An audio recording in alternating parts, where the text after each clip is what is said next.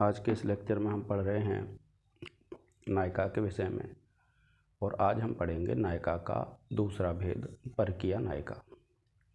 और जो परकीय नायिका होती है वह कैसी नायिका होती है उसके बारे में जो धनंजय हैं जिन्होंने दशरूपक लिखा है, देखिए धनंजय क्या कहते हैं उसके बारे में। क्या कहा, देखिए, अन्य स्त्री कन्यकोढ़ा च नान्योढ़ा अंगिरसे क्वचित कन्या अनुरागम इच्छा था कुर्यात अंगांगी संशय। कि अन्य स्त्री का तात्पर्य होता है जो परकीय नायिका होती है। परकीय नायिका क्या होती है? अन्य स्त्री, कन्यका और ओढ़ाच। कन्यका कहते हैं, इसमें संधि हो जाएगी कन्यका प्लस ओढ़ा। तो कन्यका तो कहते हैं कन्या को और ओढ़ा कहते हैं दूसरे की जो विवाहिता होती है। तो जो परकीय नायिका है वह क्या होती है? या तो कोई कन्या हो सकती है या फिर कोई विवाहिता हो सकती है। तो कन्यका ओढ़ा, या तो कन्यका होगी या किसी की विवाहिता होगी। न अन्योढ़ा अंगिरसे क्वचित, क्या कहते हैं धनंजय कि न माने नहीं, अन्य कहते हैं दूसरे की ओढ़ा विवाहिता। कि न अन्य ओढ़ा कि दूसरे की जो विवाहिता स्त्री होती है अंगी रसे क्वचित, अंगी रस में उसको कभी भी प्रयुक्त नहीं करना चाहिए।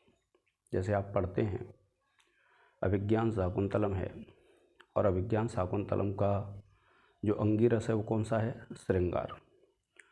ऐसे ही आप पढ़ते हैं बेड़ी संगार, बेड़ी संगार का अंगी रस है वीर। तो कभी भी जब आप अंगी रस का प्रयोग कर रहे हैं और नायिकाओं का उसमें प्रयोग कर रहे हैं तो अंगी रस में कभी भी दूसरे की विवाहिता जो नायिका होती है, परकीय जो नायिका होती है, उसका प्रयोग कभी भी नहीं करना चाहिए।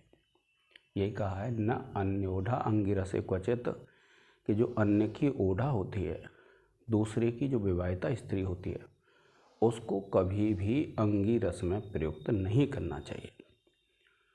उसको अंग रस जो सहायक रस होते हैं उनमें आप काम ले सकते हैं, लेकिन कभी भी उसे मुख्य नायिका नहीं बनानी है अंगी रस की। ये कहा किसने? धनंजय ने।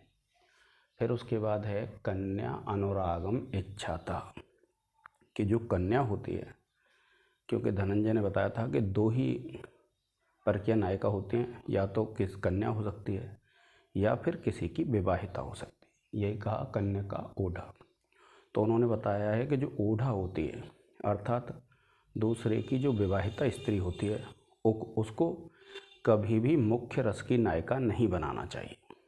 और कन्या अनुरागम इच्छा था, कि जो कन्या होती है उसका अनुराग इच्छा के अनुसार कर सकते हैं। कन्या को तो आप चाहें तो सहायक अर्थात अंगरस की नायिका बना दें या फिर अंगिरस की नायिका बना दें, उससे कोई प्रभाव नहीं पड़ता है। किंतु जो अन्योढ़ा होती है, दूसरे की जो विवाहिता होती है, उसको कभी भी मुख्य रस की नायिका नहीं बनाना चाहिए। क्यों? क्योंकि उससे विघ्न उत्पन्न हो सकता है। दूसरे की जो विवाहिता है उसके प्रयुक्त करने से रस की उत्पत्ति में विघ्न हो सकता है। लेकिन जो कन्या होती है तो कन्या अनुराग में इच्छा था, कि कन्या का अनुराग तो हम इच्छा के अनुसार कर सकते हैं। कुर्याद अंगा अंगी संशयम, कि जो कवि होता है वह जो कन्या होती है, जो परकीय नायिका में कन्या भेद है, उस कन्या को अंग और अंगी यानी मुख्य और जो सहायक दोनों रस होते हैं उन दोनों रसों में से किसी भी रस में प्रयुक्त कर सकता है कवि।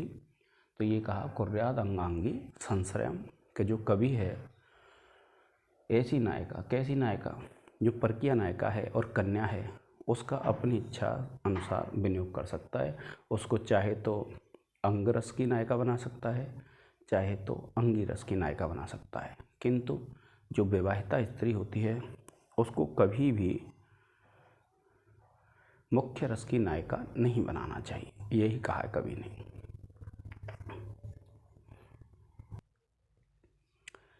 अब देखिए इसमें क्या बताया गया है कि नायक अंतर संबंधिनी अन्योढ़ा यथा। नायक अंतर कहते हैं दूसरे नायक से जो संबंध रखती है, अर्थात दूसरे नायक की जो विवाहिता होती है उसको क्या कहा जाता है? अन्योढ़ा कहा जाता है। अर्थात दूसरे की विवाहिता। दूसरे की विवाहिता किसको कहते हैं? दूसरे की विवाहिता उसको कहते हैं जो दूसरे नायक से संबंधित होती है। तो यही बताया है, नायक अंतर संबंधिनी अन्योढ़ा यथा, कि दूसरे नायक से जो संबंध रखने वाली होती है उसको कहते हैं अन्योढ़ा, यानी दूसरे की विवाहिता। तो देखिए क्या कहती है वो, दृष्टिम हे प्रतिवेशिनी क्षणम याप्यस्मिन् गृहे दास्यसि प्रायेणास्य शिशुः पिता न वृषः कोऽपि रपः पास्यति एकाकिन्यपि यामि तद् वरमितः स्रोतः तमाल आकुलं नीरंद्रास्तनु मालखंतु जठरश्छिद्रा नल ग्रंथ है। क्या कहती है वो? अपनी पड़ोसन से कह रही है नायिका, क्योंकि वैसे इससे अगर हम व्यंग निकालेंगे तो व्यंग क्या होता है कि वो है किसी नायक से मिलने जा रही है। तो क्या कहा देखिए, कि दृष्टिम हे प्रतिवेशिनी, कि हे प्रतिवेशिनी, हे पड़ोसन, दृष्टिम दृष्टि को क्षणम क्षण भर के लिए यह अपि यहाँ पर भी अस्मिन गृहे दास्यसि मेरे घर पर देना। अर्थात क्षण भर के लिए हे पड़ोसन अपनी दृष्टि को मेरे घर पर रखना, अर्थात मेरे घर की निगरानी करना थोड़ी देर के लिए, यानी मेरे घर पे ध्यान रखना।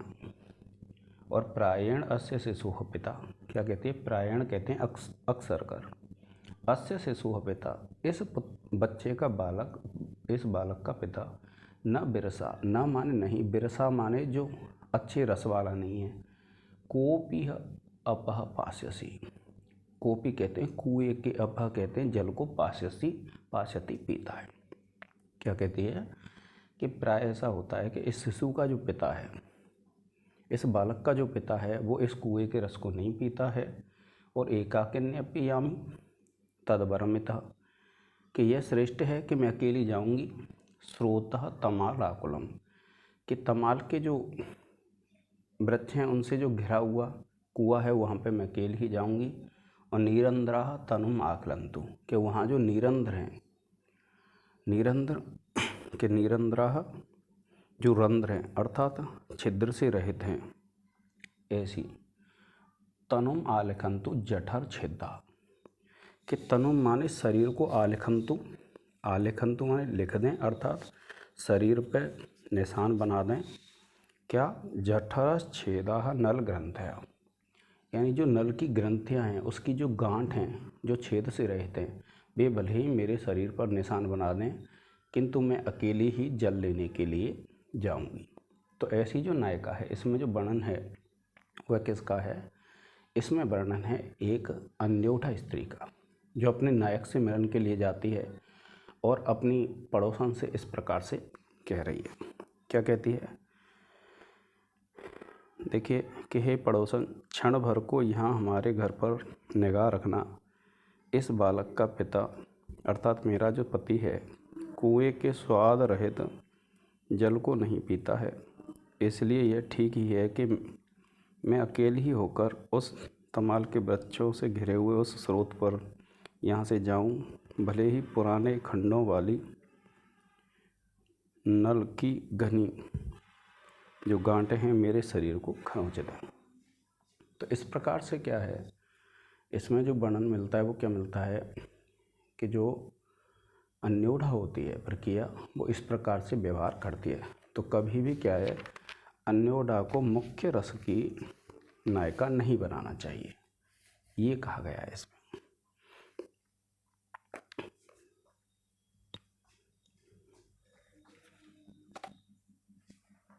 इसका एक स्क्रीनशॉट ले लें आप।